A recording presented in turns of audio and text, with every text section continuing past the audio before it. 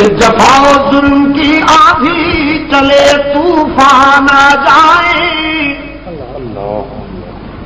مٹانے کو میرے شداد اور حامان آ جائے، کسی دھمکی کسی ڈر سے میرا دل کھٹ نہیں سکتا، مجھے یہ فرض ادا کرنا ہے، اس سے ہٹ نہیں سکتا۔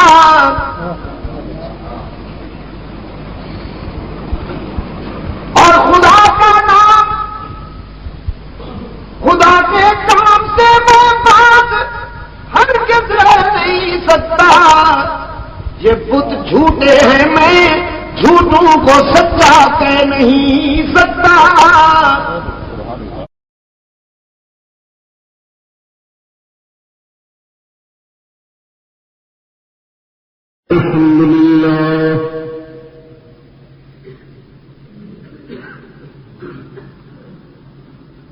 الحمد لله وحده والصلاة والسلام على من لا نبي بعده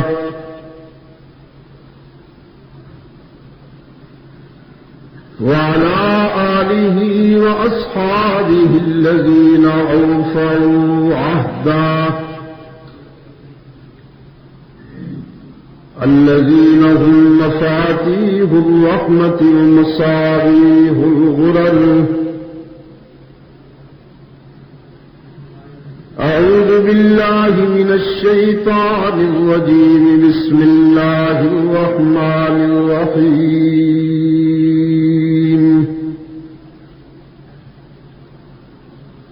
قال اجعلني على خزائن الأرض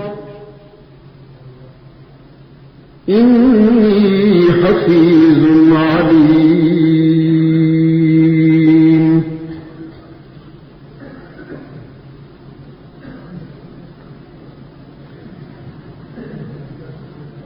يا أيها النبي لم تحرم ما أحل الله لك تبتغي مرضات أزواجك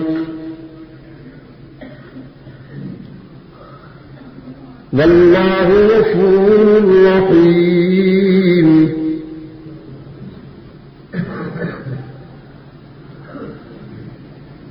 قد فرض الله لكم تحلة أيمانكم والله مولاكم وهو العليم الحكيم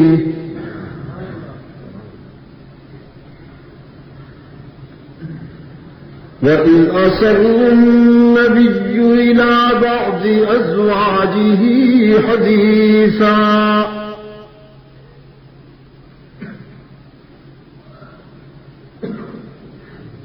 فَلَمَّا نَبَّأَتْ بِهِ وَأَظْهَرَهُ اللَّهُ عَلَيْهِ عَرَّفَ بَعْضَهُ وَأَعْرَضَ عَن بَعْضٍ فلما نبأها به قالت من أنبأك هذا قال نبأني العليم الخبير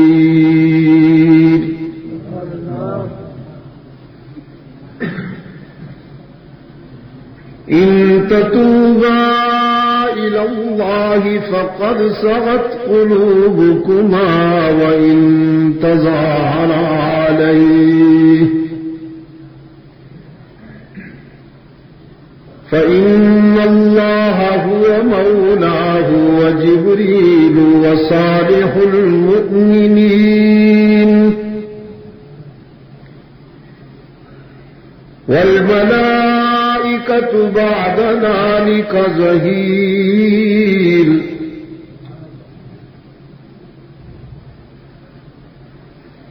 عسى ربه إن طلقكن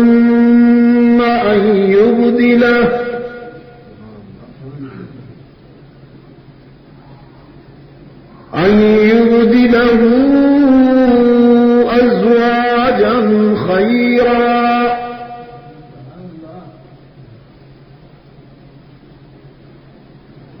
منكن مسلمات مؤمنات قانتات تائبات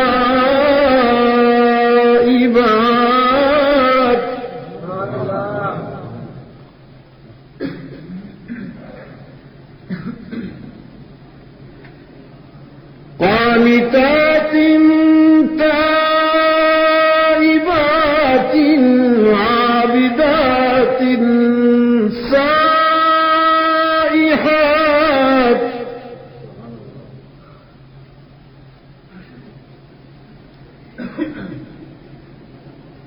عابدات سائحات ثيبات وأبكارا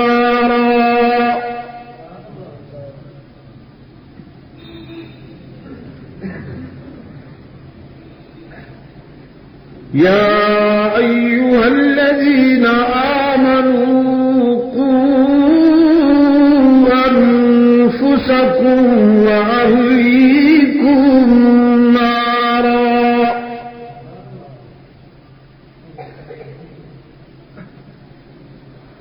وقودها الناس والحجارة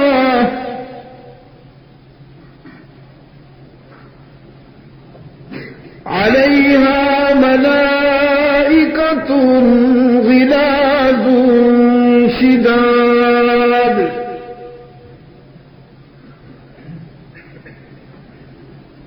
لا يعصون الله ما أمرهم ويفعلون ما يؤمرون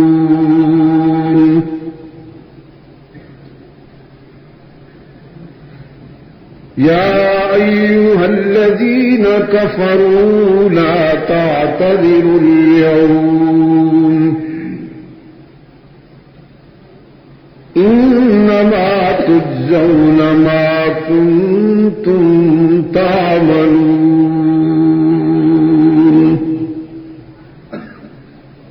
صدق الله مولانا العظيم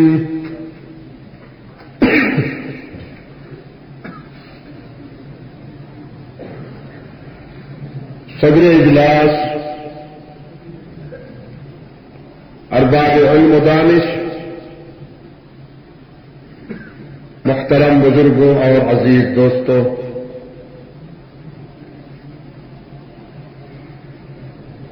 آج 16 مئی 1991 پہا غلام پشاور میں جمعیت علماء اسلام کے زیر اہتمام نظام شریعت کانفرنس کے اختتامی اجلاس میں ہم سب دعوت و تبلیغ کی نسبت سے جمع ہیں۔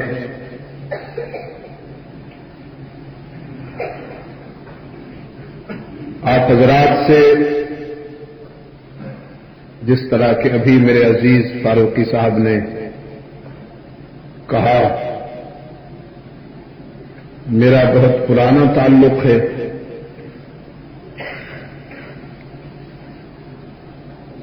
میں نے جہاں جن لوگوں کو بچہ دیکھا تھا، ماشاءاللہ وہ آج بچوں والے ہو گئے۔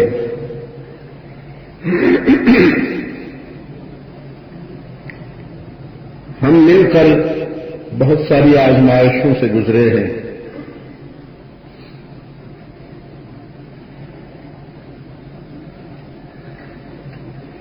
پہلے بکثرت ملاقاتیں ہوتی تھیں، اب مصروفیات کا دائرہ وسیع ہونے کی وجہ سے ذرا وقفے کے بعد ہوتی ہے ملاقات، تاہم غنیمت ہے۔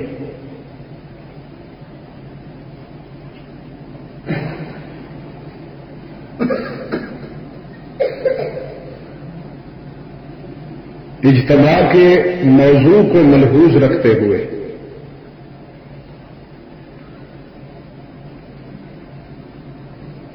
ہماری آج کی گفتگو کی بنیاد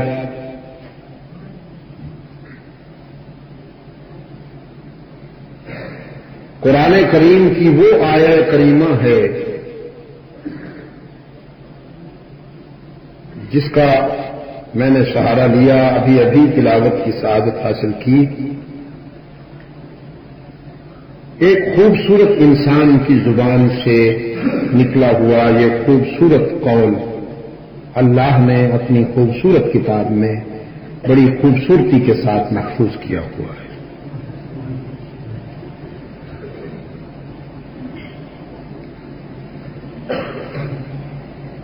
یعنی سیدنا یوسف علی قائدنا وعلیہ التسلیم سے یہ جملہ ادا ہوا۔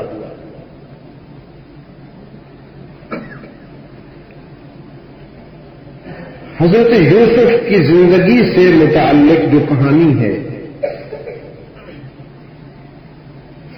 خود رب العالمین نے اسے احسن القصص کہا۔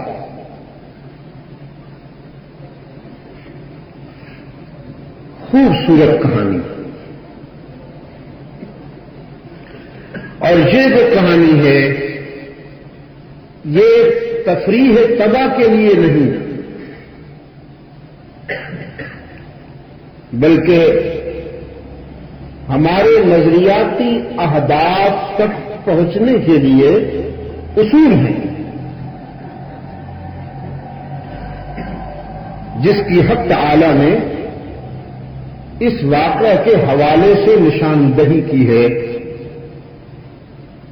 کہ اگر تم کامیابیوں سے ہمکنار ہونا چاہتے ہو تو ان کامیاب ہونے والوں کی سیرت کو سامنے رکھو، یہ تمہاری کامیابی کا معیار ہے۔ پھر تمہاری جد و جہد میں توانائی بھی آئے گی اور میری تائید بھی تمہیں حاصل رہے گی۔ اصل بات تو اللہ کی تائید و حمایت کی، اس وقت تک تو کوئی بات بنتی نہیں جب تک اس کا فضل و کرم شامل حال نہ ہو۔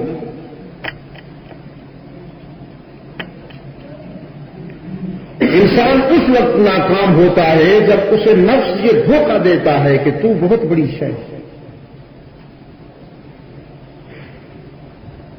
یہ جو کچھ ہو رہا ہے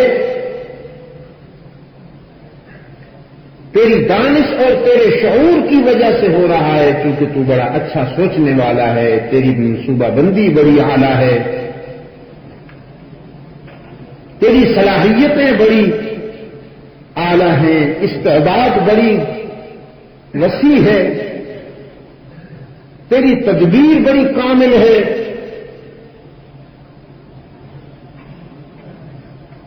اس وقت انسان کا زوال شروع ہو جاتا ہے جب وہ یہ سوچے،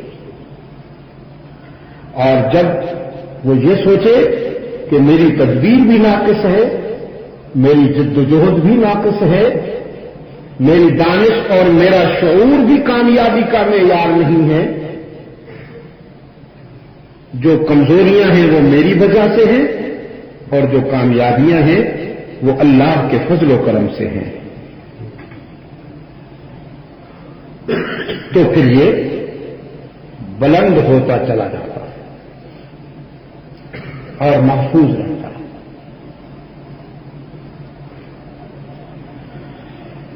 سیدنا یوسف علی قائدنا وعلیہ التسلیم خانوادہ نبوت کے چشمے پر آ گئے، خون میں ان کے عظمت ہے، شرافت، شجاعت، تدبر، حکمت،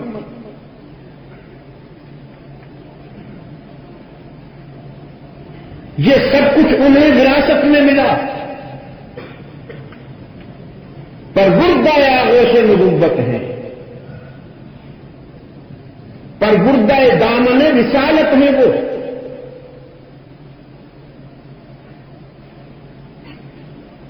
ہمارا جی چاہتا ہے، میں اپنے جی چاہنے کی بات کر رہا ہوں، ہمارا جی چاہتا ہے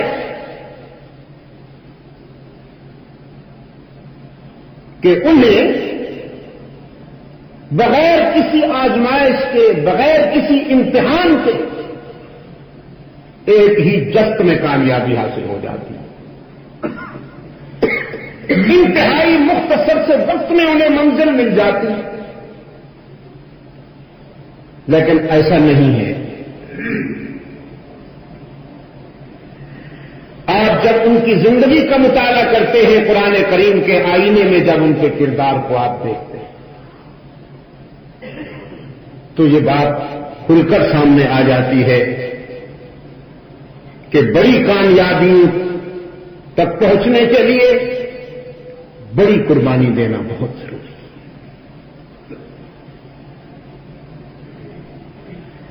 بڑی کامیابیوں تک پہنچنے کے لیے بڑی آزمائشوں سے گزرنا ضروری ہے۔ اور یہ صرف یوسف کی بات نہیں ہے، علی قائدنا علیہ التسلیم، یہ تقاضا فطرت ہے۔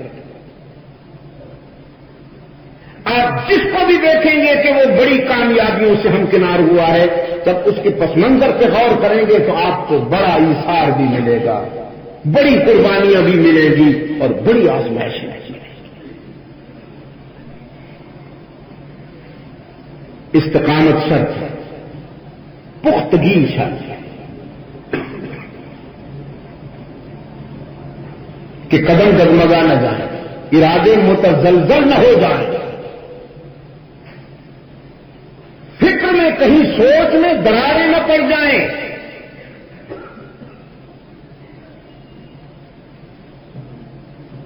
آزمائشوں کی آگ میں جا کر کچھ لوگ جل جاتے ہیں اور کچھ لوگ کندن بن کر نکھرتے ہیں۔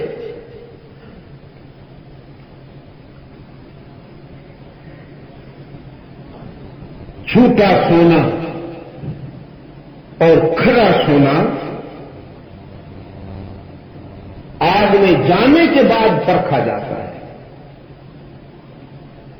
گلے میں یا بازو میں تو دونوں چمکتے ہیں۔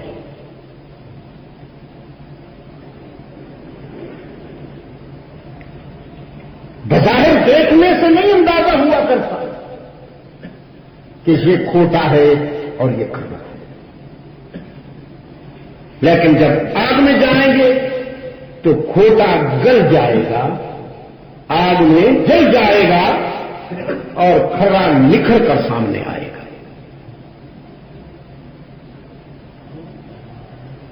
چنانچہ امتحان و آزمائش کی بھٹی سے گزر کر سیدنا یوسف علی قائدنا علیہ التسلیم الف الف مرہ بعدد کل ذرہ اس مقام پہ آئے ہوئے ہیں کہ عزیز مصر سے کہتے ہیں مجھے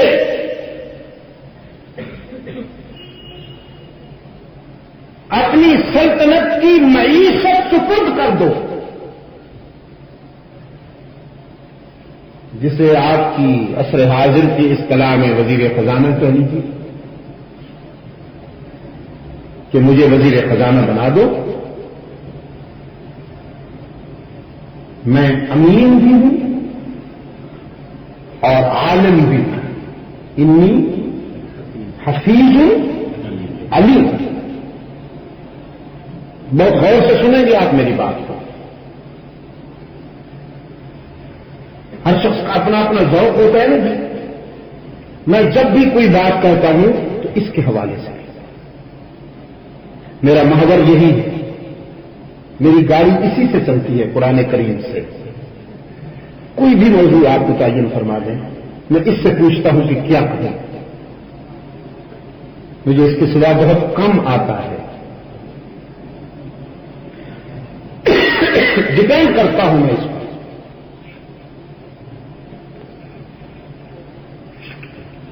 ذمہ داری لینا چاہتے ہیں،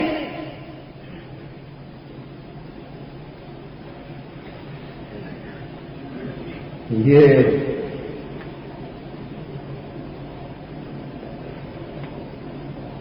مسند اقتدار بعض لوگوں کے لیے تو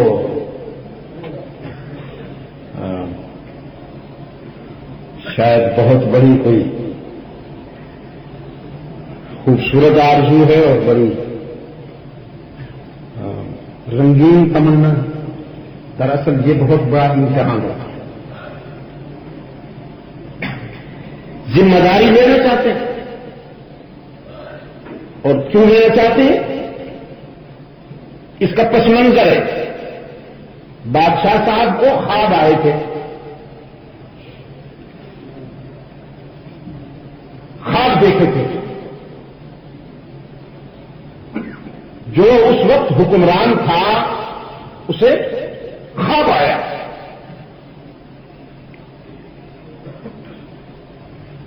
اس نے وہ خواب اپنے درباریوں کے سامنے پیش کیا. پلے ہوئے درباری.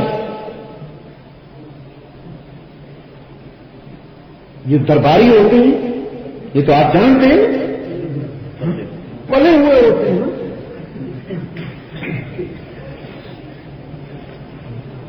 چہرے سے خون ٹپکتا ہے. جبے زمین بوس ہوتے ہیں. توند لمبی ہوتی ہے. اور عام آدمی جو ہے کامن مین وہ جب ایسے مولوی کو دیکھتا ہے تو کہتا ہے دیکھو نا جی نور ٹپک رہا ہے.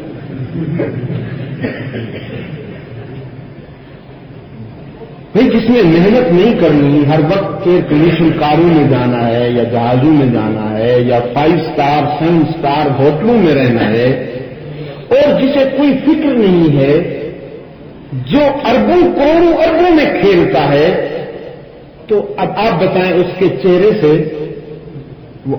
بقول آپ کے نور ہی تو ٹپکے گا اور کیا ٹپکے گا بقول آپ.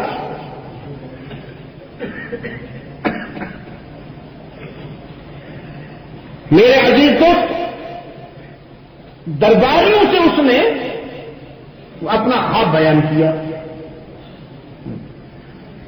یہ جو درباری ہوتے ہیں یہ پلے ہوئے ضرور ہوتے لیکن روشن ضمیر نہیں ہوتے. حربے ہونا اور بات ہے. صاحب نظر یا روشن ضمیر ہونا اور بات ہے. جسم کا موٹا ہونا اور بات ہے. ضمیر کا روشن ہونا اور بات ہے. جب جسم موٹا ہو چہرہ چمکتا ہو تو حیوانیت کا سوال ہوتا. جب جسم پھل جائے نا اور خون ٹپکنے لگے تو حیوان پھل جاتا ہے. حیوان نوجوان ہو جاتا ہے. لیکن جب ضمیر میں روشنی اتر آئے چاہے جسم سوکھا ساکھا کالا سیاہ ہی کیوں نہ ہو اس وقت انسان پر شباب ہوتا ہے. اس وقت انسانیت پہ جوانی ہوتی ہے. درباریوں نے معذرت کر لی. Sorry sir we don't know. انہوں نے معذرت کی. یہ کہہ کر کے اب رات احلام ہوئی. یہ تو خواب خیالی ہے. پریشان ہوا کیونکہ خواب اس قسم کا تھا کہ اس کی طبیعت گھبرائی. تو اب وہ قیدی کہ جس نے حضرت یوسف کے ساتھ کچھ دن گزارے تھے قید میں دربار کا سناٹا ہے. درباری کہتے ہیں سر یہ آپ کو یوں ہی بس ذرا خواب کی صورت میں کچھ خیالات اس قسم کے آ گئے ہیں. افسردہ سے پژمردہ سے پریشان خیال ہو گئے ہیں آپ. کوئی خاص بات نہیں ہے. لیکن وہ کہتا نہیں کوئی خاص بات ہے. میرا دل تمہاری تعبیر پہ مطمئن نہیں ہوتا. بتاؤ نا. وہ ایک دوسرے کی طرف دیکھتے بھی ہیں کہ اب یہ تو مانتا نہیں ہماری بات. ہمیں کچھ آتا نہیں تو بتائیں کیا بولیں کیا سمجھتا ہے ویسے. اور وہ کھا جانے والی نظروں سے دیکھتا ہے. بتاؤ گے کہ نہیں. یہ کھاتے ہیں مرتے ہیں کیا کریں. تو وہ نوجوان ایک جو حضرت یوسف کے ساتھ کچھ دن گزار کے آیا تھا، اسے یاد آ گیا کہ خواب کی تعبیر بتانے والا روشن ضمیر تو جیل میں بیٹھا، ہمیں بھی اس قسم کا ایک خواب آیا تھا اور ہم نے اس سے پوچھا تھا، اس نے بتائی تھی تعبیر، وہ بالکل سچ نکلی۔ خواب کی تعبیر بتانا حضرت یوسف کے لیے اللہ کی طرف سے عطا کردہ اعجاز تھا، معجزہ ہے نا۔ انبیاء علیہ السلام کو مختلف معجزے عطا کیے گئے ہیں۔ جس دور میں جو بات زیادہ تر نہیں ہوتی اس کے توڑ میں نبی آتے۔ فرعون کے زمانے میں جادو عروج پہ تھا، تو حضرت موسیٰ علیہ السلام کو عصا دیا گیا جس نے تمام جادوؤں کا صفایا کر دیا، یہ معجزہ تھا۔ اس دور میں یہ جو علم رویا تھا، خواب کی تعبیر بتانے کا علم، یہ عروج پر تھا۔ سیدنا یوسف علیہ السلام علی قائدنا علیہ التسلیم کو اللہ نے یہ معجزہ عطا فرمایا کہ وہ تعبیر بتاتے تھے خواب۔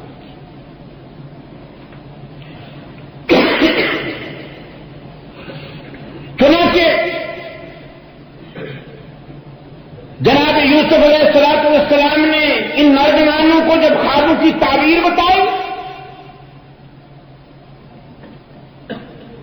خواب کیا تھے؟ ان نوجوانوں کے خواب۔ ایک نے کہا میں خواب دیکھتا ہوں کہ میرے سر سے کھانا لے کے جا رہا ہوں، وہیں سے پرندے نوچ رہے ہیں۔ اور دوسرے نے کہا میں خواب دیکھتا ہوں کہ میں انگور نچوڑ رہا ہوں، آصر و خمرہ۔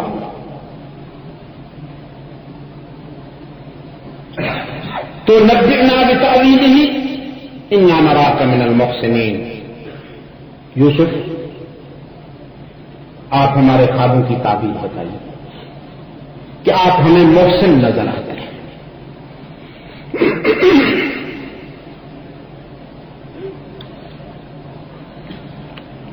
فرمایا قال لا يأتيكما طعام ترزقانه إلا نبأتكما بتأويله قبل أن يأتيكما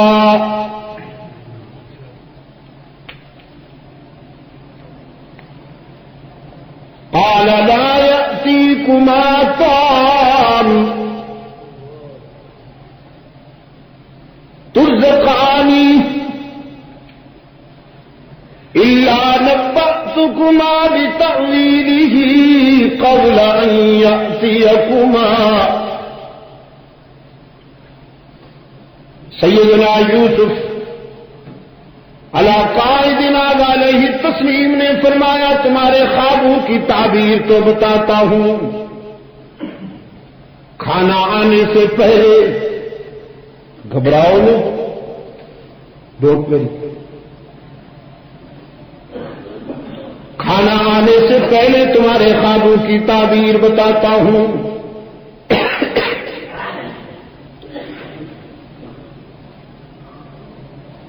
لیکن تعبیر کا تعلق چونکہ آنے والی زندگی سے ہے، فیوچر سے، مستقبل سے، اور آنے والے دنوں کے متعلق جب میں تمہیں خبر دوں، آئندہ زمانے سے متعلق جب میں تمہیں کوئی بات بتاؤں تو کہیں تمہیں ذہنی بیماری نہ لگ جائے، کہیں تم یہ نہ سمجھو کہ میں عالم غیب ہوں، آئندہ زمانے کی باتیں جانتا ہوں،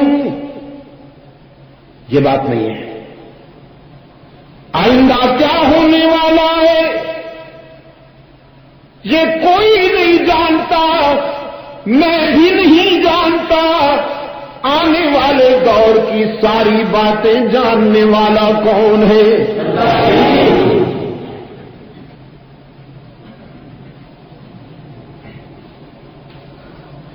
آنے والے دنوں میں کیا ہوگا یہ کون جانتا ہے، لیکن میں جو تمہیں بتاؤں گا وہ بھی آنے والے دنوں سے متعلق ہے، وہ بھی آئندہ زمانے سے تعلق رکھتی ہیں باتیں، لیکن میں تمہیں آج بتاؤں گا ذالکما مما علمنی ربی، یہ علم غیب نہیں، یہ وہ علم ہے جو میرے رب نے مجھے عطا کیا، جو اس نے مجھے سکھایا، علمنی ربی۔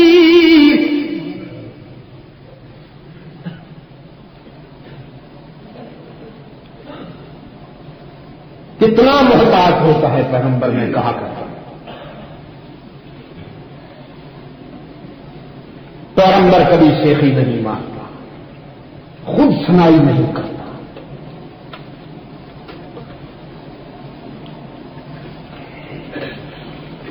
تحدیث نعمت کے طور پر، تحدیث نعمت کے طور پہ بھی پیغمبر جب کوئی بات کہتا ہے تو اس میں اپنی ذات کے لیے عاجزی، تواضع اور انکسار کا پہلو ملحوظ رکھتا ہے، بڑائی سب اسی کی طرف۔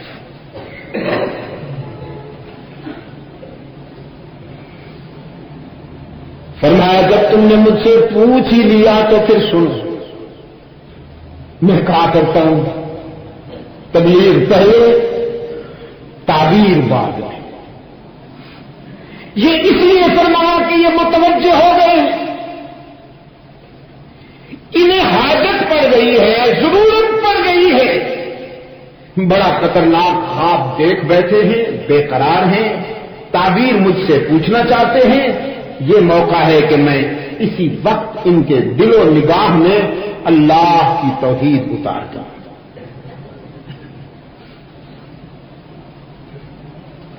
اور نبی سب سے زیادہ حریص اسی بات پہ ہوتا ہے کہ اللہ کے بندے شرک سے بچ جائیں اور توحید سے وابستہ ہو جائیں۔ انسان کی فطرت ہے جب یہ کسی سے ضرورت مند ہو کر جاتا ہے تو بات بڑی توجہ سے سنتا ہے، اور جب اس کی غرض نہیں ہوتی تو پھر یہ مستغنی ہو جاتا ہے۔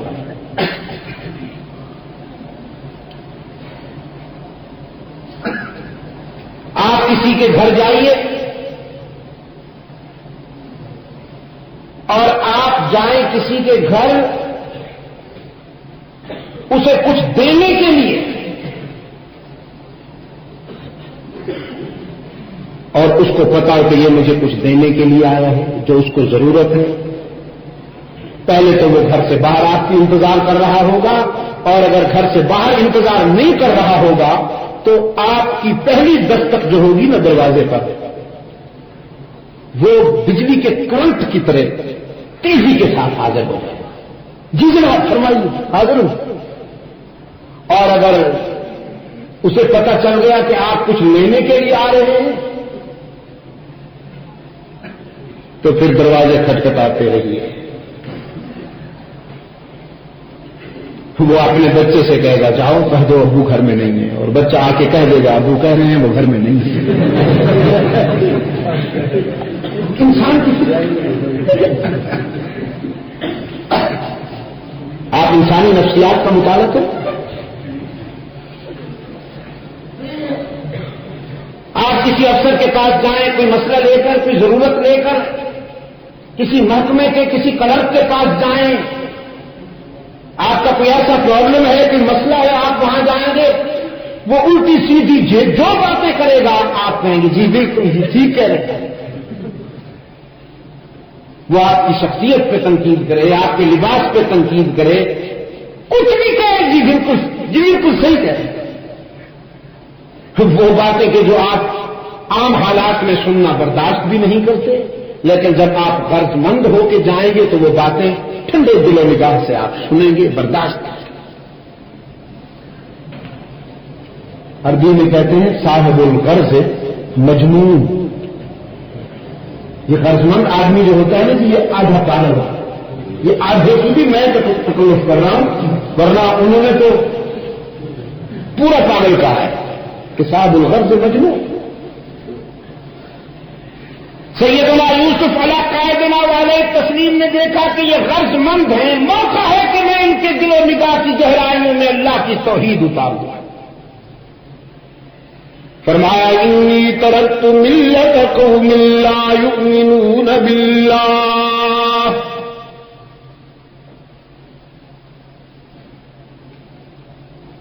فاروقی صاحب، ابھی فاروقی صاحب کچھ فرما رہے تھے اور میں سوچ رہا ہوں، جہاں اس دور میں اور بہت سی باتیں عجیب آئی ہیں، وہاں دین کے محاذ پر، مذہب کے محاذ پر یار لوگ اپنی اپنی مارکیٹ بنانے کے لیے نئے نئے نعرے بھی لائے جو اسلاف کی زندگیوں میں نہیں ملتے۔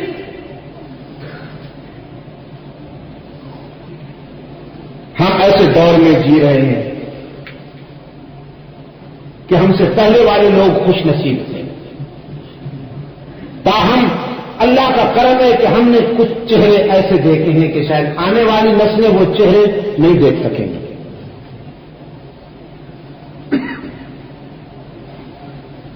معلوم نہیں کہ آنے والے حالات میں کسی کو غلام غوث ہزاروی دیکھنے کی، سید گل بادشاہ صاحب مرحوم کو دیکھنے کی،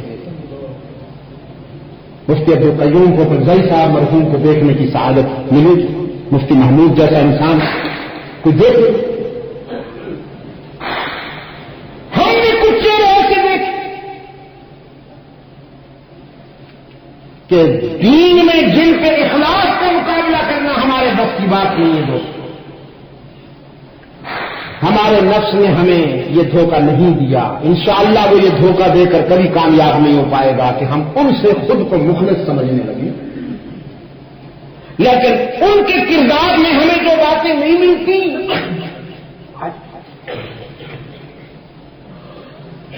ان کی سیرتوں میں جو باتیں نہیں ہیں، انہیں آج اپنایا جائے۔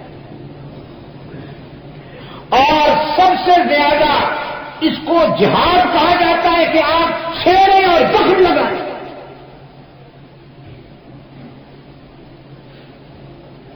آپ دیانتاً مجھے بتائیے، آپ کا کوئی دشمن، آپ کا کوئی مخالف گلی سے جا رہا ہو اور آپ پیچھے سے اس کو گالی دیں، وہ آپ کو دعائیں دے گا؟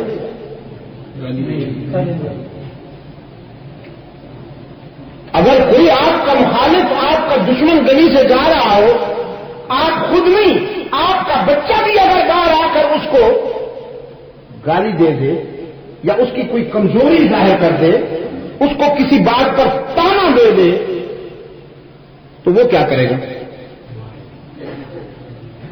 اس سے بھی جو بن پڑے گا وہ کرے گا۔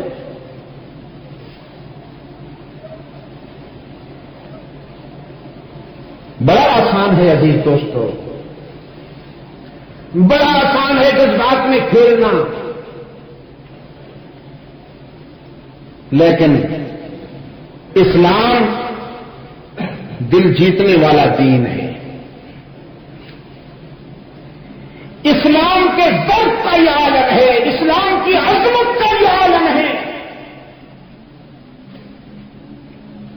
کہ رحمت عالم صلی اللہ علیہ وسلم کی نجی زندگی پر کیچڑ اچھالتے ہیں۔ ام المومنین سیدہ عائشہ صدیقہ رضی اللہ تعالی عنہا پر بدزبانی ہوتی ہے، بہتان تراشی ہوتی ہے، الزام لگایا جاتا ہے، اس کے باوجود نہ رسول کی زبان پہ گالی آتی ہے اور نہ رسول کے صحابہ کی زبان پہ گالی آتی ہے۔ نعرہ تکبیر، گالی نہیں دی جاتی۔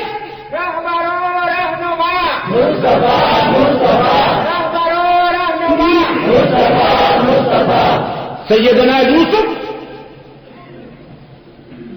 شرک کی رد کرنا چاہتے ہیں، انہیں پتا ہے کہ یہ نوجوان جو مجھ سے خواب کی تعبیر پوچھ رہے ہیں یہ بھی بد عقیدہ ہیں، یہ بھی مشرک ہیں، لیکن یہ نہیں فرماتے ہو مشرکو سنو، یہ تو عبد المجید ندیم شاہ صاحب ہیں نا جی، بڑے مجاہد ہیں، اور ان کے جذبات جو ہیں وہ نون کی تلوار ہیں جی. یعنی میرے اپنے دوست کبھی کبھی مجھے شعلہ بیان لکھ دیتے ہیں. یا اللہ، یہ تعریف ہے بھائی. جس کے منہ سے شعلے نکلے پتہ نہیں اس کے دل میں کیا ہوگا.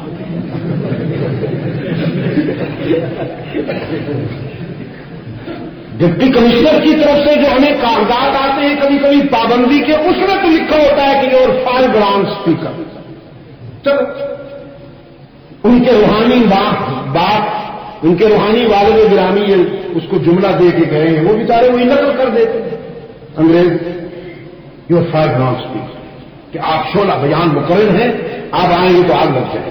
لیکن اپنے بھی یہی لکھے.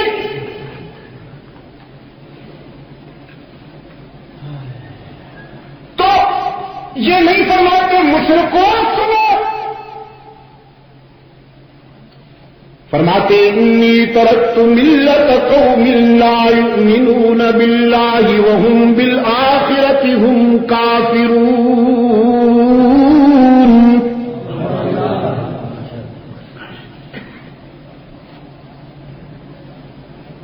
جیل سے باہر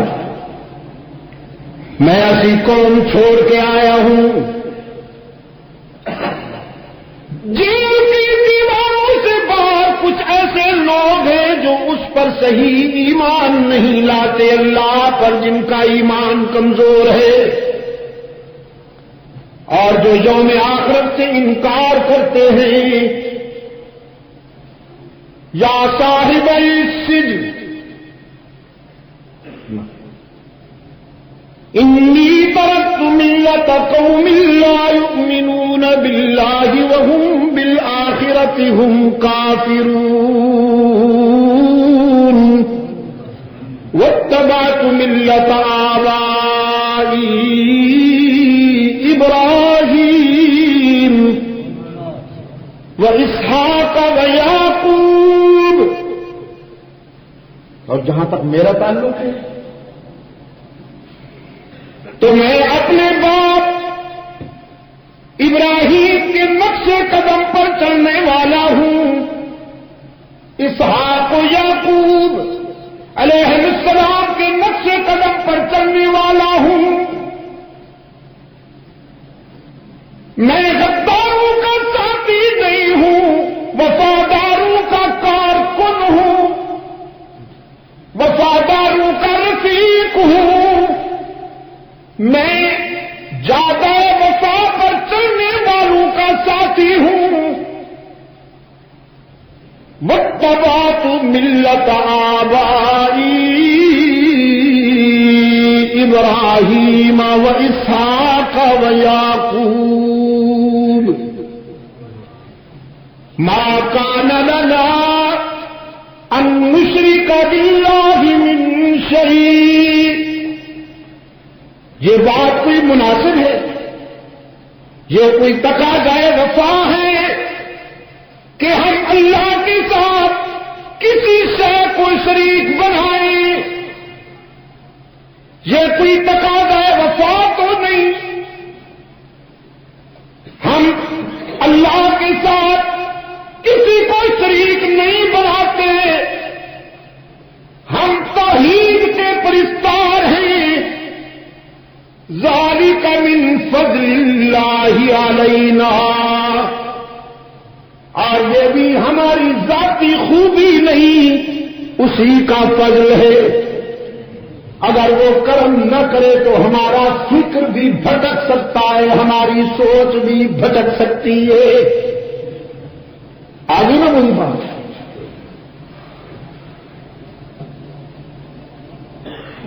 ناکام انسان خوبیاں اپنی طرف سے سمجھتا ہے اور جب کوئی نقصان ہو جائے تو کہتا ہے اللہ کی مرضی، تقدیر میں یہی ہوگا. جب کوئی کامیابی ہو جائے تو سینہ پھلا لیتا ہے. دیکھو نہیں، آخر ہم سمجھدار لوگ ہیں کہ ہم نے تو پلاننگ ایسی کی تھی، ہم نے منصوبہ ہی ایسا بنایا تھا. ہم کوئی ایسے ویسے لوگ تھوڑی ہیں، ہم تو ہاتھ اسی کام میں ڈالتے ہیں جس میں سوچ سمجھ کے چلتے ہیں. اور لیکن جب ناکامی ہو جائے تو پھر کہتا ہے بس جی پھر اب تقدیر کا تو مقابلہ نہیں نا اس اللہ کی مدد، یہ خوب انصاف ہے۔ حالانکہ ہونا یہ چاہیے کہ جب کامیابی ہو جائے تو کہا جائے سب اسی کا کرم ہے، سب اسی کا فضل ہے، اور جب ناکامی ہو تو پھر کہ یہ سب ہماری سوچ کی غلطی ہے، یہ ہمارے نفس کی کوتاہی ہے۔ ما اصاب من مصیبت فبما کسبت ایدیکم، جب تمہیں کوئی مصیبت پہنچتی ہے، جب تمہیں کوئی ناکامی پہنچتی ہے تو وہ تمہارے اپنے کرتوت کا نتیجہ ہوتا ہے۔ تم جو بوتے ہو وہ کاٹنا پڑتا ہے، اور اس کا تو یہ حال ہے کہ ویعفو عن کثیر، وہ تمہارے کرتوت دیکھنے کے باوجود بھی معاف کرتا رہتا ہے، وہ تو بہت کچھ اگنور کر دیتا ہے۔ فرمایا ذالک من فضل اللہ علینا،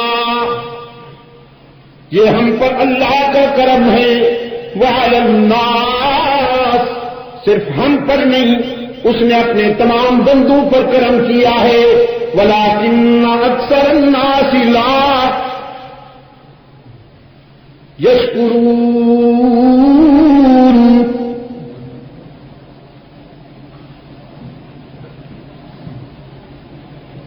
یا صاحب السجن ارباب متفرقون خیر ام اللہ الواحد القہار۔ اے جیل کے دوستوں، اپنے ضمیر سے پوچھ کر مجھے بتاؤ، سر جھکانے کے لیے سب کا دروازہ چاہیے یا رب کا؟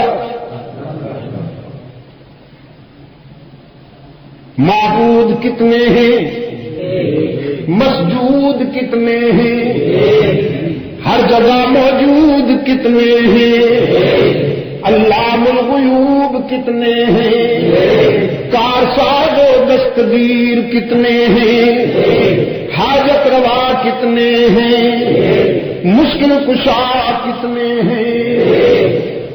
ارباب متفرقون خیر، یہ جو لوگوں نے کئی بنا رکھے ہیں شمار بھی نہیں کیا جا سکتا، وہ بہتر ہیں یا رب بہتر ہے؟ کس کے آگے سر جھکایا جائے؟ رام کا غلام والوں، پیغمبر کا انداز بیان دل توڑنے والا ہے یا دل جیتنے والا ہے؟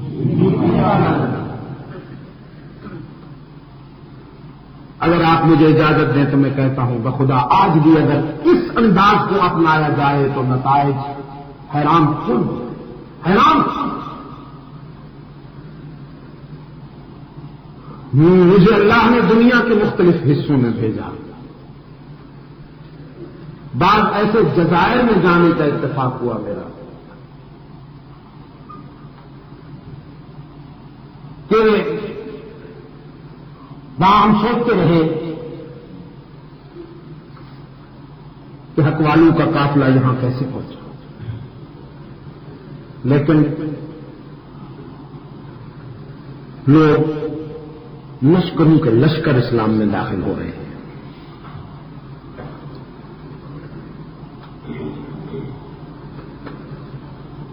جہاں ایک بھی مسلمان نظر نہیں آتا وہاں بھی الحمدللہ تعالی ہزاروں مسلمان ہیں۔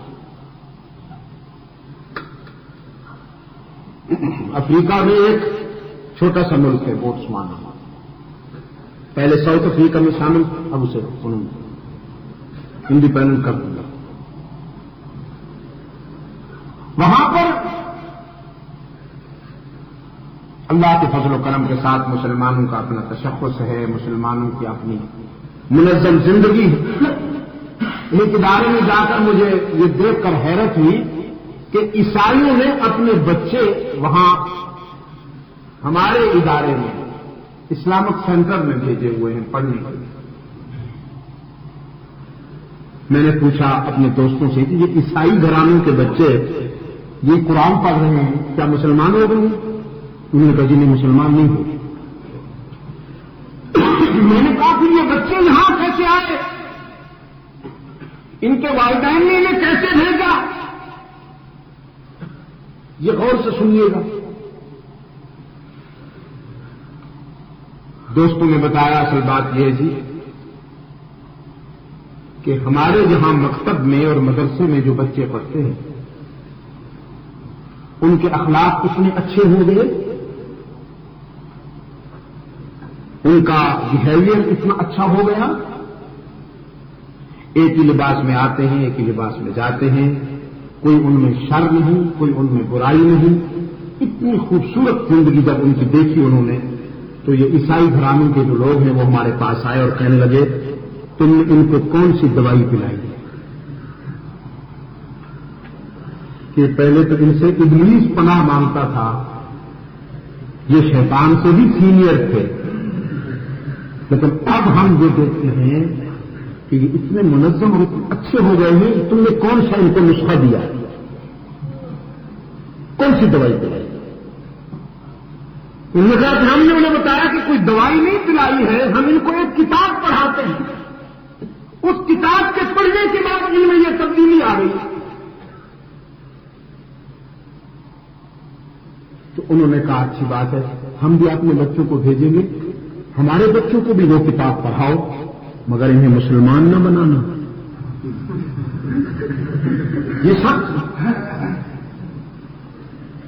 شرط ہے کہ تم ہمارے بچوں کو وہ کتاب تو پڑھاؤ جو ان کو پڑھا رہے ہو، لیکن انہیں مسلمان نہ بنانا۔ پرومس، ان کا پرومس، وعدہ کرتے ہیں کہ ہم انہیں مسلمان نہیں بنائیں گے، کتاب پڑھائیں گے۔ تو یہ بچے اب آ رہے ہیں، ہم نے سوچا ہمیں کیا ضرورت پڑی ہے کہ ہم ان بچوں کو کہیں مسلمان بن جاؤ، قرآن کے حوالے کر دیتے ہیں، پھر یہ جانے اور قرآن جانے۔ بچہ تو ہر بچہ کل مولود یولد علی الفطرہ قال رسول اللہ صلی اللہ علیہ وسلم، ہر بچہ جو ہے وہ فطرت پہ پیدا ہوتا ہے۔ کوئی بچہ طبعاً یہودی پیدا نہیں ہوتا، کوئی بچہ طبعاً نصرانی پیدا نہیں ہوتا، کوئی بچہ طبعاً ہندو پیدا نہیں ہوتا، کوئی بچہ طبعاً سکھ پیدا نہیں ہوتا، کوئی بچہ طبعاً کمیونسٹ پیدا نہیں ہوتا۔ ہر بچہ فطرت پہ پیدا ہوتا ہے، فطرت پہ جنم لیتا ہے۔ اب اس کی سوسائٹی اور اس کا ماحول جس قسم کا ہوتا ہے وہ اسی طرح کا بن جاتا ہے۔ تو وہ بچے ہیں وہ قرآن مجید پڑھ رہے تھے، اور میرا یہ بلیو ہے، میرا یہ یقین ہے عزیز دوستو کہ انشاءاللہ قرآن ان بچوں کو جہنم میں نہیں جانے دے گا۔ انشاءاللہ ان کے دل کی گہرائیوں میں ایمان کا پودا لگ، میرا ایمان ہے کہ ان کے دل کی گہرائی میں ایمان کا پودا لگ گیا اللہ کے فضل و کرم سے۔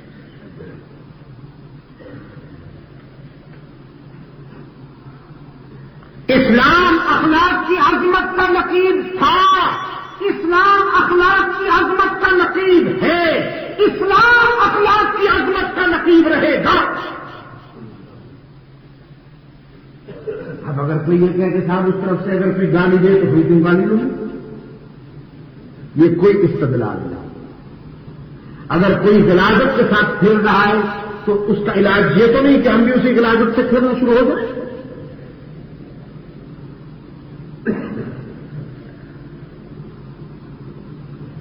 خبیث اور طیب برابر تو نہیں ہوتا، خبیث کو خبیث رہنا ہے اور طیب کو طیب رہنا ہے۔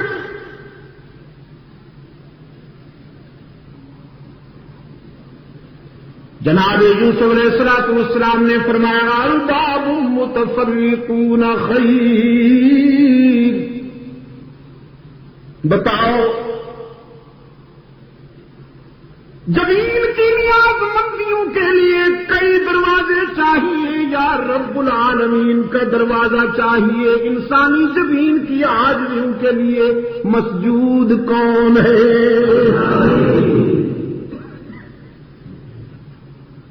ہم سب کا معبود کون ہے؟ علام الغیوب کون ہے؟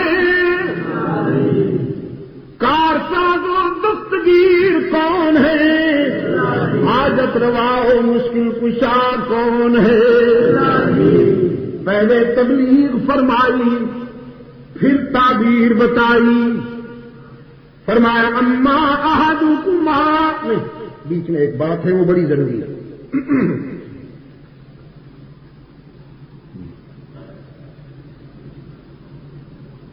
ما تعبدون من دونه الا اسماء سميتموها انتم وآباؤكم ما انزل الله بها من سلطان.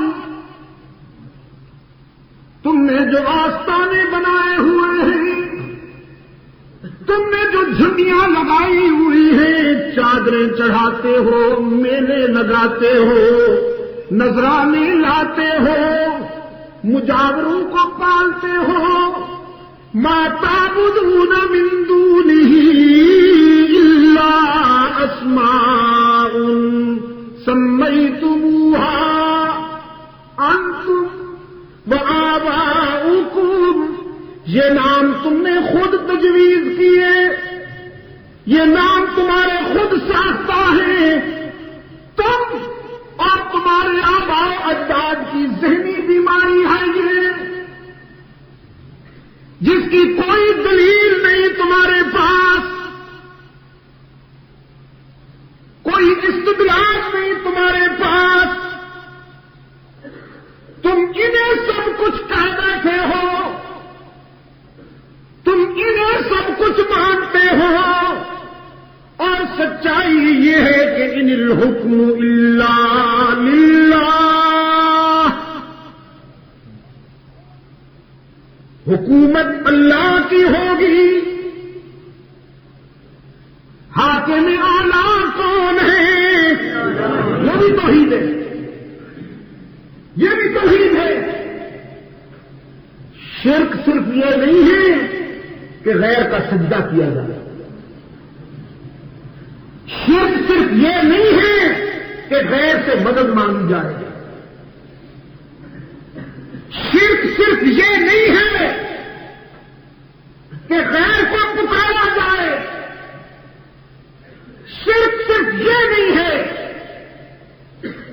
کہ غیر کو ہر جگہ موجود دستگیر و حاجت روا و مشکل کشا مانا جائے، بلکہ اللہ کے بجائے کسی اور کو حاکم ماننا، حاکم اعلیٰ ماننا، وہ اور فرد ہو یا کوئی اسکول آف تھاٹ ہو یا کوئی نقطۂ نظر ہو، اللہ کے سوا کسی اور کو حاکم اعلیٰ ماننا یہ بھی شرک ہے. بلکہ اگر آپ مجھے اجازت دیں تو یہ ان سے زیادہ وزنی شرک ہے. یہ شرک اکبر ہے کہ اس کے سائے میں برائیاں پلتی ہیں. Government of the people, for people, by people, یہ یہاں کے ڈھلے ڈھلائے سجے سجائے ہمارے لیڈر حضرات فرمایا کرتے ہیں. اور ماشاءاللہ اسلام کے بھی معیار کہلاتے ہیں خود. ابھی شاہ صاحب مجھ سے پہلے نظم پڑھ رہے تھے تو فرما رہے تھے کہ درے لگاؤ گے تو ہم راضی، اسلام لاؤ گے تو. اب میرے اس بھولے بادشاہ کو کون سمجھائے کہ یہ درے لگائیں گے جو خود قابل درا ہے؟ کس سے کہہ رہے ہیں آپ؟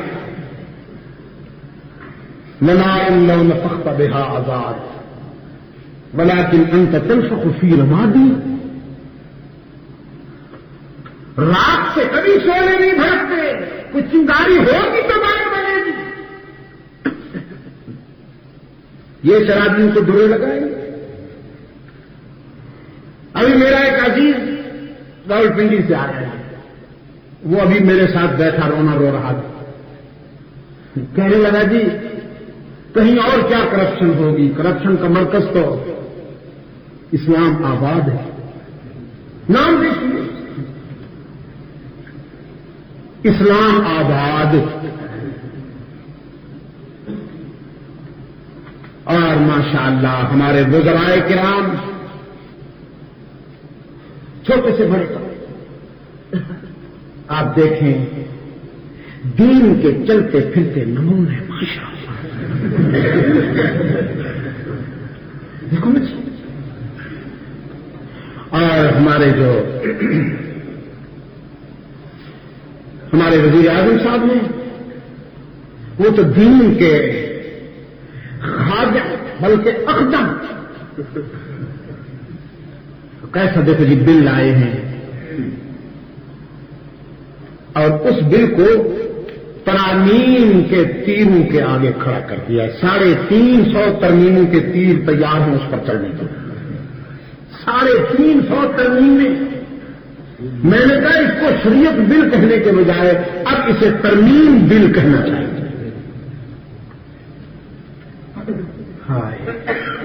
کسی بت کدے میں بیان کروں تو کہیں صنم بھی ہری ہے، گلائے جفائے وفانما، یہ کام وہ نہیں کر سکتے تھے، ہندو نہیں کر سکتا تھا یہ کام، انگریز نہیں کر سکتا، ہم نے اسلام کے ساتھ۔ باقی ہر فیصلہ عالم فاضل ہو جاتا ہے، لیکن اسلام ہے کہ 43 سال سے اس کے ساتھ یہ کھیل کھیلا جا رہا ہے۔ پہلے تنازعات کو ہوا دی، پھر پابندی کو ہوا دی۔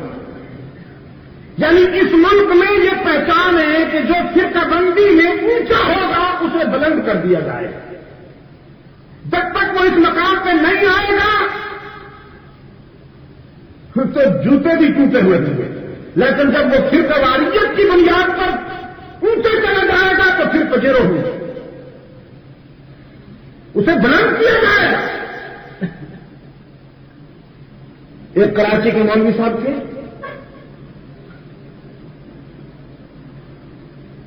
اللہ کے پاس پہنچ گئے، کوئی خوبی نہیں تھی سوائے اس کے کہ وہ علماء دیوبند کو گالی دیتے تھے۔ آپ یقین کریں کوئی استعداد نہیں تھی اس میں، صلاحیت نہیں تھی، نعتیں پڑھتے تھے، اور اسی دوران علماء دیوبند کو بدزبانی کا نشانہ بناتے، یہ رسول کے گستاخ ہیں، یہ دین کے دشمن ہیں، اور یہ ایسے ہیں اور یہ ایسے۔ ماضی یہ تھا کہ پنجاب کے ایک شہر میں وہ یہ جو ہوتی ہے نا جی ریڑی سی ہوتی ہے نا جی، سائیکل کے اس کے وہ لگے ہوتے ہیں، اس کے 4 پہیے ہیں، اور اس کے اوپر صابن رکھ کے وہ بیچا کرتا ہے۔ آواز لگایا کرتے تھے رنگ کا کالا کم دا اجلا، رنگ کا کالا کم دا چٹا، آواز لگایا کرتے تھے۔ جب انہوں نے علماء دیوبند کو مجاہدین اسلام کو گالیاں دینا شروع کی تو وہ جناب بلند ہوئے، پھر شورا بنی ہے تو اس کے وہ ممبر بھی بنائے گئے، اور وہاں کراچی کا جو مہنگا ترین علاقہ ہے محمد علی سوسائٹی کا، اس میں ان کا ماشاءاللہ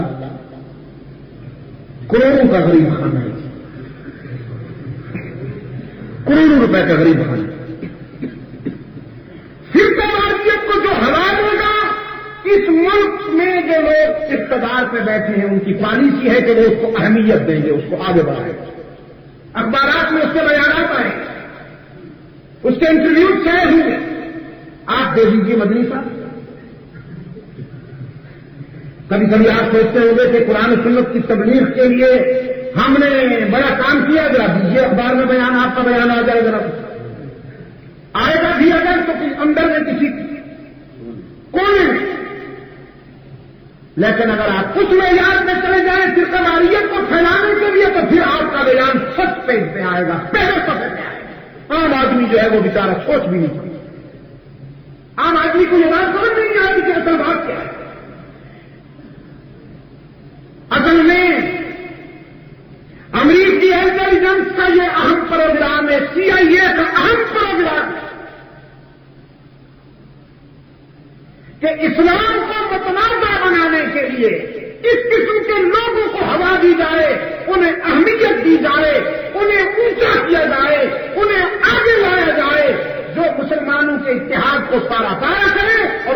آپس میں لڑا. پہلے انہوں نے فرقواریت کو ہوا دے کر تقسیم کر دیا مسلمانوں کو. اب جو بھی آتا ہے وہ کہتا ہے میں فلانے والا اسلام لاؤں یا فلانے والا اسلام لاؤں. اس کو موقع ملا کیونکہ مدنی صاحب کہتے ہیں وہ بات سچ ہے جو میں کہہ رہا ہوں, اور شاہ صاحب جو کہہ رہے ہیں وہ کفر ہے, اور شاہ صاحب کہہ رہے ہیں جو میں کہہ رہا ہوں وہ سچ ہے, اور جو یہ کہہ رہے ہیں وہ کفر ہے. فاروقی صاحب کہتے ہیں یہ دونوں غلط ہیں, جو میں کہہ رہا ہوں وہ سچ ہے, اور ہمارے صفت اللہ کہتا ہے یہ تینوں غلط ہیں, جو میں کہہ رہا ہوں وہ سچ ہے. اب ہم سب چاروں پانچوں کو مل کر مقابلہ کرنا چاہیے تھا اسلام کے دشمنوں سے, لیکن اسلام کے دشمنوں نے یہ چال کھیلی ہے کہ ہم چاروں کو آپس میں لڑا دیے, اور یہی کھیل کھیلا جا رہا ہے اس وقت. اگر مجھ سے کوئی پوچھے تو یہاں نظام مصطفیٰ کو لانے میں یا آئین شریعت کو لانے میں یا قرآن و سنت کے دستور کو لانے میں کوئی اور کیا رکاوٹ بنے گا؟ خود دین کے نام لینے والے ہی سب سے بڑی رکاوٹ بنے گا.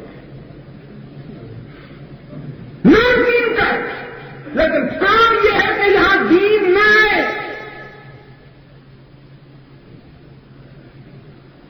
میرے عزیز دوست, سب سے بڑا شرک یہ ہے کہ قوت حاکمہ اللہ کے بجائے بندوں کو مانا جائے. جناب یوسف علیہ الصلوۃ والسلام نے فرمایا ان الحکم الا للہ, حکم اسی کا چلے گا, اس کے سوا کوئی حاکم اعلی نہیں. فرمایا امر اللہ تعبدوا الا ایاہ,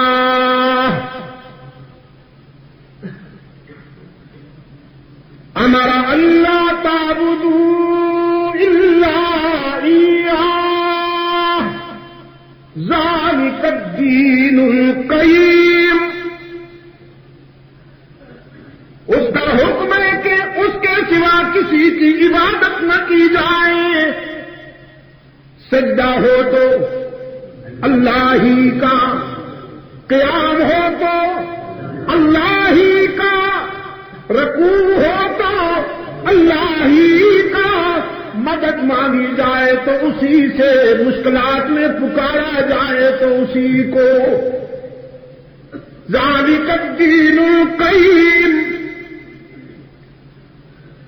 یہی ہے سیدھا راستہ, یہی ہے سیدھا راستہ. اب ان دونوں کو خوابوں کی تعبیر بتائی. ایک سے کہا جس کے سر سے روٹیاں پرندے نوچ رہے تھے کہ آپ تو تختہ دار پہ لٹکا دیے جائیں گے, معاف کیجیے گا. تعبیر یہی ہے, میں کیسے آپ کو نہ بتاؤں, خامخواہ خوش کروں. آپ کو تختہ دار پہ لٹکایا جائے گا, آپ کو سزائے موت ہو جائے گی, اور دوسروں سے کہا تمہیں بری کر دیا جائے گا.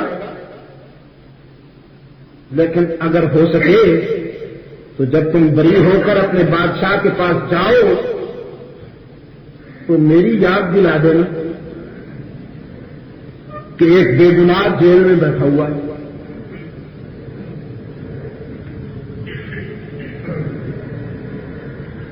قرآن کہتا ہے وہ جب باہر نکلا اسے تو سزائے موت ہو گئی, اور یہ جو دوسرا تھا یہ بری ہو گیا, لیکن جب یہ خوشیوں میں گیا تو بھول گیا. بھئی خوشیوں میں دکھ کی باتیں کون یاد کرے, دکھ کے لمحات کو کون یاد کرے. خوشیوں میں گیا تو یہ بھول گیا حضرت یوسف علیہ الصلوۃ والسلام کو بھی اور ان کی بات کو بھی. اور ولابث فی السجن بضع سنین, حضرت یوسف علیہ الصلوۃ والسلام کو کئی سال جیل میں رہنا پڑا. یہ وہ عشق کے پراسن ہیں, یہ وہ امتحان کے مرحلے ہیں، یہ وہ آزمائش سے گزرنے کے لازمی اسلوب ہیں جو اللہ نے ضروری سمجھے۔ حضرت یوسف علیہ السلام جیل میں، اسی دوران بادشاہ صاحب کو خواب آیا، درباریوں سے کہنے لگا انی ارى سبع بقرات سمان يأكلهن سبع عجاف وسبع سنبلات خضر وأخرى يابسات يا أيها الملأ أفتوني في رؤياي إن كنتم للرؤيا تعبرون۔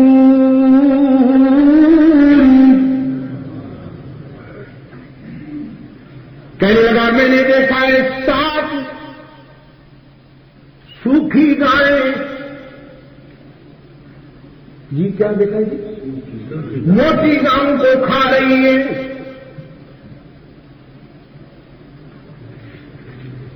اور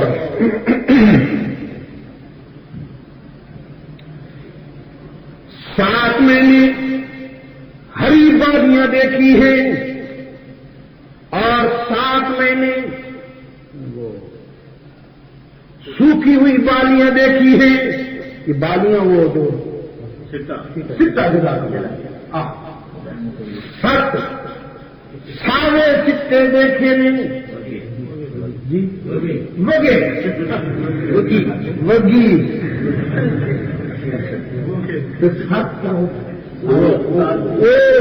وگی سکے، اچھا بر وہی قرت کے ساتھ مجھے کچھ تو نہیں آتی، ابھی تو ویسے نہیں آتی آپ قرت۔ اچھا اچھا سہمت یا ایھا الملأ ائتونی فی رؤیای ان کنتم للرؤیا تعبرون۔ اسی دن کے لیے تو میں نے تمہیں پالا ہے، اور درباریوں بتاؤ اس خواب کی تعبیر کیا ہو سکتی ہے؟ درباریوں نے ایک دوسرے کی طرف دیکھا اور ایک دوسرے کی تاند کی طرف دیکھا، مال تو کھایا ہے، اب بتاؤ نا تعبیر۔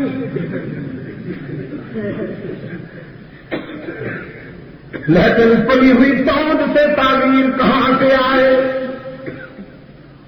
قالوا اضغاث احلام وما نحن بتأويل الأحلام بعالمين۔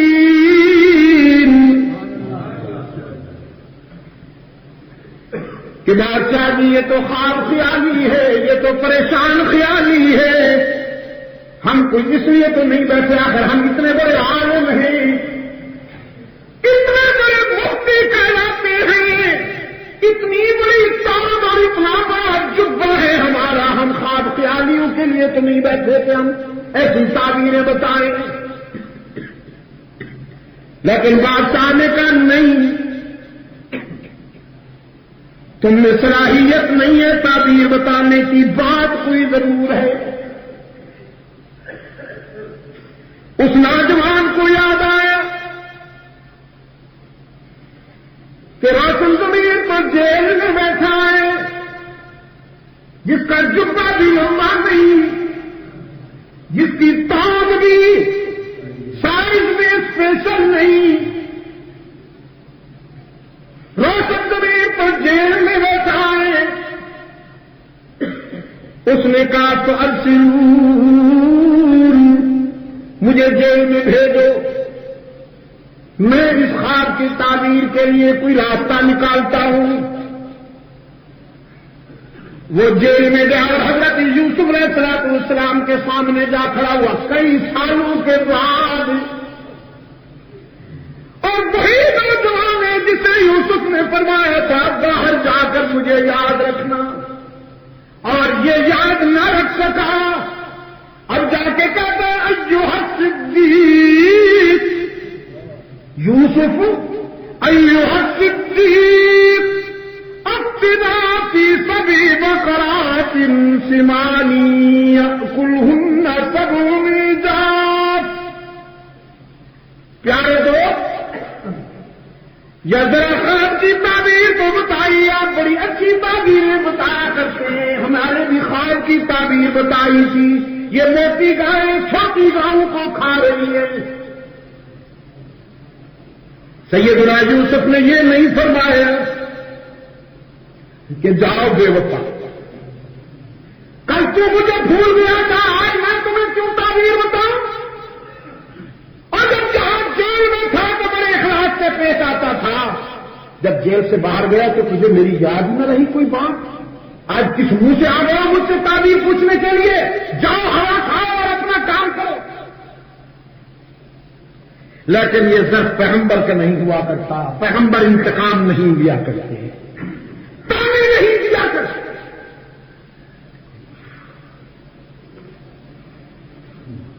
جناب یوسف علیہ السلام نے فرمایا اچھی بات ہے، اگر ایسی کوئی بات ہے تو میں اس کی بھی تعبیر تمہیں بتا دوں. قال تزرعون 7 سنين دابا فما حصدتم فذروه في سنبله إلا قليلا مما تأكلون ثم يأتي من بعد ذلك 7 شدادا يأكلن ما قدمتم لهن إلا قليلا مما تحصنون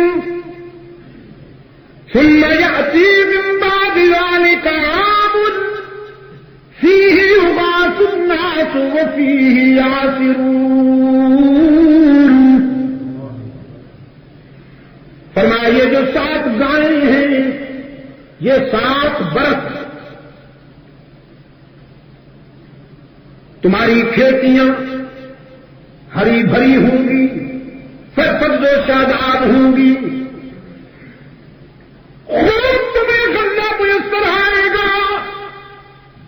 لیکن 7 برس کی کھیتیوں سے جو غلہ میسر آئے گا اس کے بعد 7 سال سخت قحط سالی کے ہوں گے، خشک سالی کے ہوں گے، کچھ پیدا نہیں ہوگا.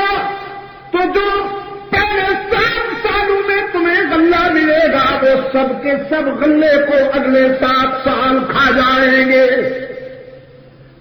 تو موٹی گاؤں کو چھوٹی گاؤں.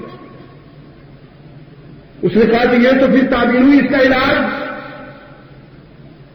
فرمایا علاج یہ ہے کہ پہلے 7 سالوں میں جو تمہیں غلہ ملے تو دانے سٹوں سے نہ نکالنا، سٹوں کے ساتھ اسے محفوظ کر لینا تاکہ دیمک نہ کھا جائے اسے.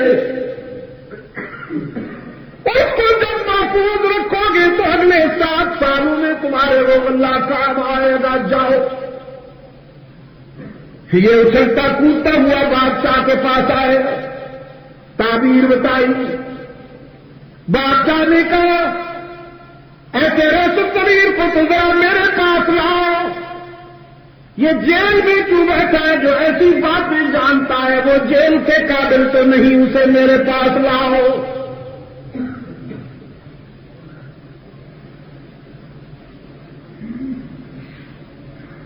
وقال الملك ائتوني به وقال الملك ائتوني به. اسے لاؤ میرے پاس. یہ نوجوان دوڑتا ہوا آیا، جناب یوسف علیہ السلام سے کہنے لگا تیری آزادی کا وقت آ گیا یوسف، جلدی آؤ، بادشاہ تمہیں بلا رہا ہے بڑی عزت کے ساتھ.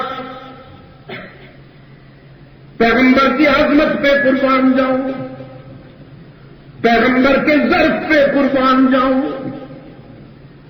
سال ہر سال جیل میں گزرنے کے باوجود معافی مانگنا تو بہت بڑی بات. آزادی کا وقت آیا تو بھی بے قرار نہیں ہوئے کہ جلدی سے آزاد ہو جاؤں. فرمایا ارجی الی ربک فاسألہ ما بال النسوہ اللاتی قطعن ایدیہم ان ربی بکیدہن علیم.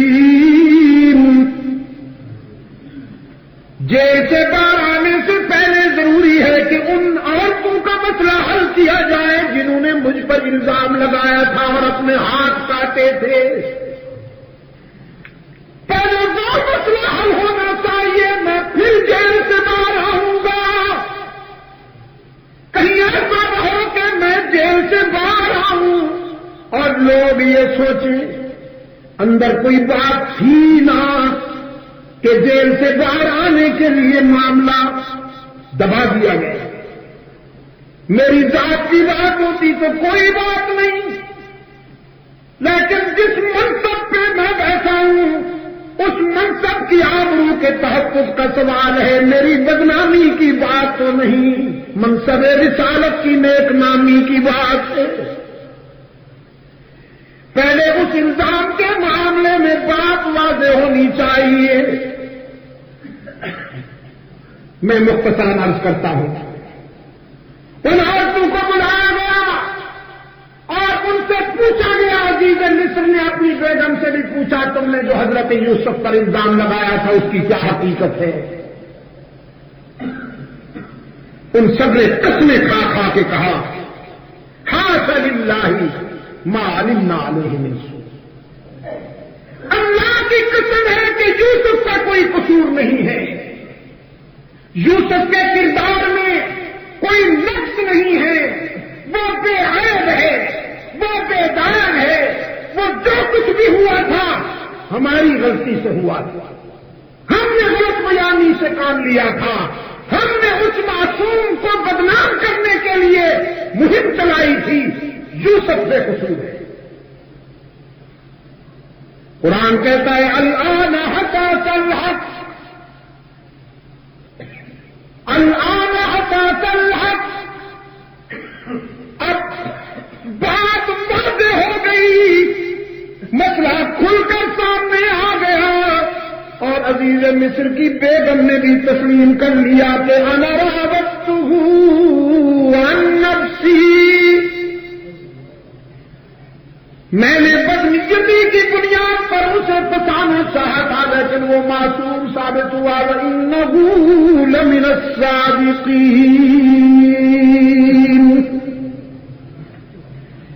اب جناب یوسف علیہ السلام آئے, بادشاہ کی عدالت میں آئے تو پورا دربار حضرت یوسف علیہ السلام کے احترام اور تکریم کا نشان بن گیا. ہر شخص قربانت شمم کہتا ہے. اور جناب یوسف علیہ السلام نے بڑے اختصار مگر فصاحت و بلاغت کے ساتھ پھر بادشاہ کے خواب کی تعبیر بتائی کہ اصل بات یہ ہے کہ آنے والے سالوں میں تمہیں اس آزمائش سے گزرنا ہے اور دیانت کا تقاضا ہے کہ میں خلق خدا کی خدمت کے لیے یہ ذمہ داری خود قبول کروں. لہذا مجھے وزیر خزانہ بنا دو, ملک کی معیشت میرے حوالے کر دو کہ میں امین بھی ہوں, امانت بھی میرے پاس ہے اور علم بھی میرے پاس ہے. جس کے معنی یہ ہے کہ اقتدار کے منصب پر آ کر وہی لوگ کامیاب ہو سکتے ہیں کہ جو امین بھی ہوں اور عالم بھی ہوں.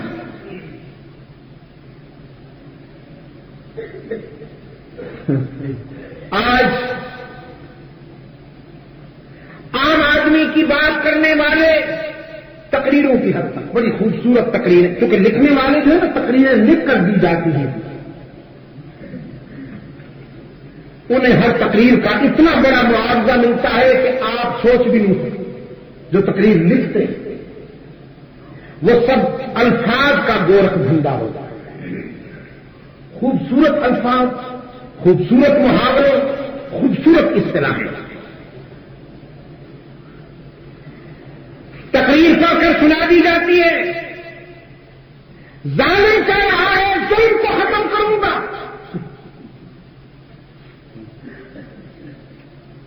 خود پینے والا کہہ رہا ہے پینے والوں کو برے لگاؤں گا. اور ہماری سادگی دیکھیے، ہماری سادگی دیکھیے کہ ہم حسن ظن رکھتے ہیں. ہم توقعات لگائے بیٹھے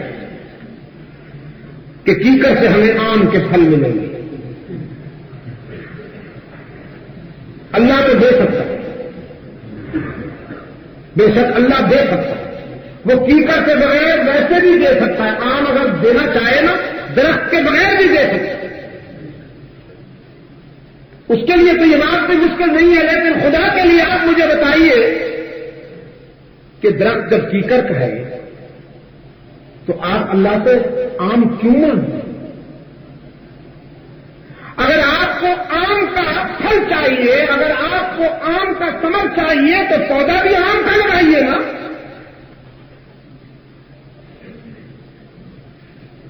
اب میری گفتگو کا ہدف آ گیا جس کے لیے میں نے محنت کی.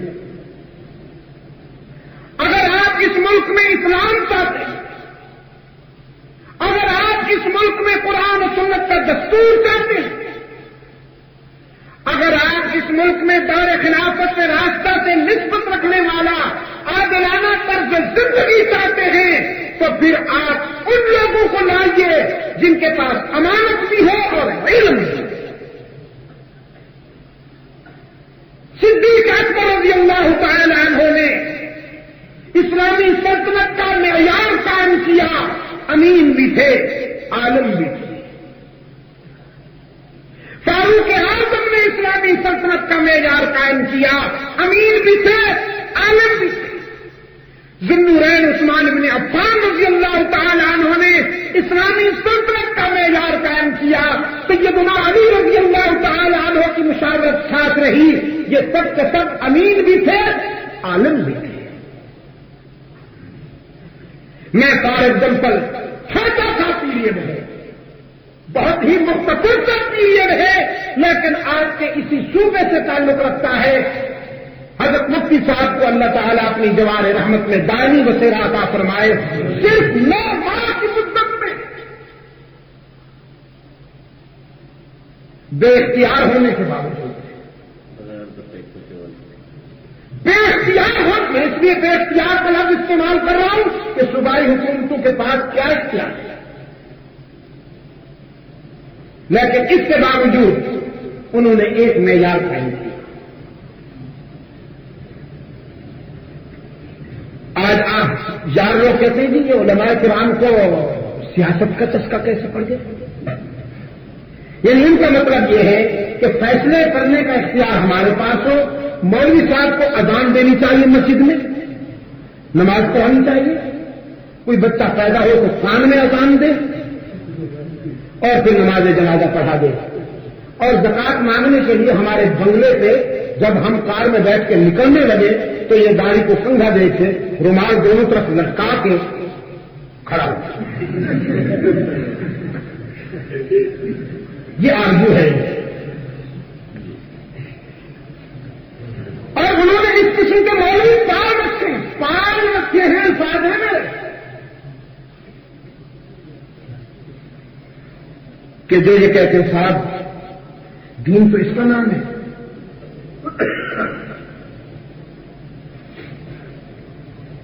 اور یاد رکھیے کوئی نظریہ، کوئی عقیدہ قوت کے بغیر زندہ نہیں رہ سکتا. معقوم کے لیے ذلت. کوئی اگر یہ سمجھتا ہے کہ ہم بغیر قوت کے معقوم رہ کر اپنے نظریے اور اپنے عقیدے کو بلند و بالا کر دیں گے تو یہ اس کی خوش فہمی ہے. علماء حق کا یہ پروگرام ہے میرے عزیز دوستوں کہ یہاں قرآن و سنت کی آئینی بالادستی ہو. ظلم کا خاتمہ عادل کرے گا، ظالم نہیں کرے گا. ظالم اگر ظلم کے خلاف بولتا ہے تو وہ دھوکہ دے رہا ہے. کیا کہا ہے میں نے؟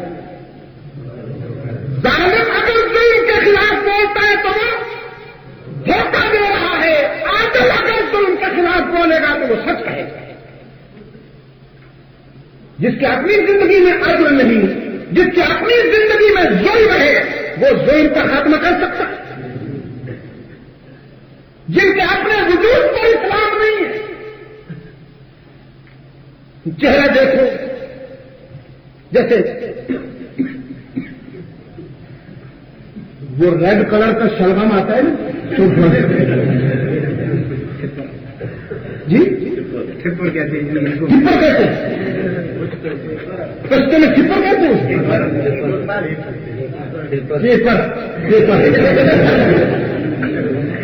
چہرہ دیکھو تو پیپر لگتا ہے. عام لوگوں کا چہرہ یہاں تک ہوگا اور حضرت کا چہرہ یہاں سے شروع ہو کر یہاں تک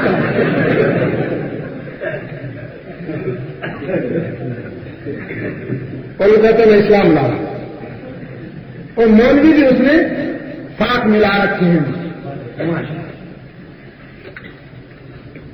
گرداری بھی اس نے ساتھ ملا رکھے وہ بھی کہتے ہیں کہ یہ اصل میں یہی لائے گا اسلام. مسلمان تو نہیں لائے صرف سود نہیں ہے بہت کچھ ہے. میرے عزیز دوستوں اللہ آپ کو توفیق عطا فرمائے, اللہ مجھے بھی توفیق عطا فرمائے اور اللہ ہمیں وہ نظر عطا فرمائے کہ ہم مخلص اور منافق میں پہچان کریں. میں نے اس دن بھی کہا اے کاش اگر کفر سے ہمارا مقابلہ ہوتا تو آج نتائج کچھ اور ہوتے. یہ بہت بڑا المیہ ہے کہ ہمارا مقابلہ منافقت ہے. ہم جو نعرہ لگاتے وہ اسی نعرے کو اور زیادہ زور کے ساتھ شدت کے ساتھ نعرہ لگاتے اور آگے بڑھتے تاکہ میدان مل سکے. ہم ایک بار اسلام کہتے ہیں وہ 1,00,000 بار کہتے ہیں. ہم مسجد میں کھڑے ہو کر اسلام کی بات کرتے ہیں, وہ ریڈیو ٹی وی اخبارات میڈیا کے ذریعے اسلام پکارتے ہیں اور اسلام کی بنیاد نکالتے ہیں. 43 سال سے یہی کھیل ہو رہا ہے. اگر ابھی تک بھی بات سمجھ میں نہیں آئی ہے تو معلوم نہیں پھر ہمارا حشر. میں نے اس دن کہا بنی اسرائیل کی طرح ہم ہو گئے. بنی اسرائیل کو جھنجھوڑا گیا, تنبیہیں ہوئی, لیکن وہ جب نہیں سنبھلے تو پھر آپریشن کیا. جب قومی زندگی پر نظر ڈالتا ہوں تو بے پناہ تنبیہات ہمیں نظر آتی ہے, لیکن ہم نے سبق حاصل نہیں کیا. اللہ تعالی ہمیں اس سرزمین پر قرآن و سنت کے دستور کی بالادستی کی کے قیام کے لیے متحدہ جدوجہد کرنے کی توفیق عطا فرمائے اور ہمیں اپنے شاندار ماضی کے ساتھ عملی نسبت عطا فرمائے. اللہ کرے وہ وقت آئے کہ یہاں پر عام آدمی کو عدل میسر ہو, عام آدمی کو انصاف ملے اور خوشحالی میسر آئے.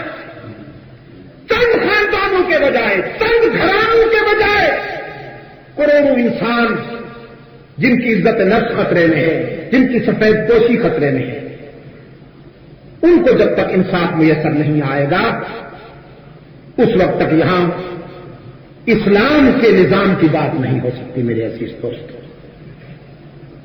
اسلام چند گھرانوں میں خوشیاں تقسیم کرنے نہیں آیا. اسلام مسلمانوں کی بات تو کیا, میں کہتا ہوں پوری انسانیت میں خوشیاں تقسیم کرنے کے لیے آیا ہے. اسلام کا فاروق اعظم تو یہ کہتا ہے کہ اگر کوئی کتا بھی بھوک سے مر گیا تو میرے گریبان سے پکڑا جائے گا. یہ کتے تو مسلمان نہیں ہوتا, یہ تو انسان بھی نہیں ہوتا, یہ تو زمین پہ ہی جانور ہے. لیکن اسلام کا فاروق کہتا ہے کتا بھی اگر بھوک سے مرا تو میرے گریبان سے پکڑا جائے گا. جو اسلام میں کتے کو نہیں بھوک سے مرنے دیتا وہ عام انسان کو کیوں مجبور دے گا.